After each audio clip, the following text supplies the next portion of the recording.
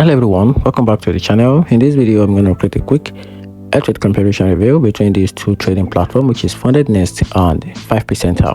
So let's quickly dive into it. So talking about FundedNext in 2025 is a fast rising prop firm known for flexible funding model, including one-step, two-step and instant funding option. It offers some of the highest profit split in the industry, up to 95%, along with multiple asset classes and a strong payout support. The downside is slower first payment, stricter rules on certain strategies, and a shorter track record compared to other firms.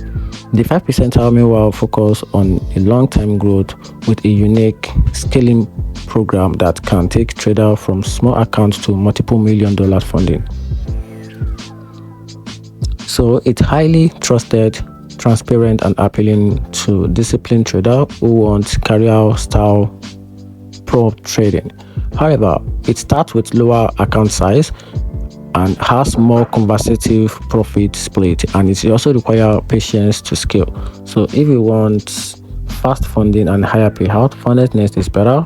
And if you want a stability and a long-term growth, the 5% is the better smart in pick. And that's it.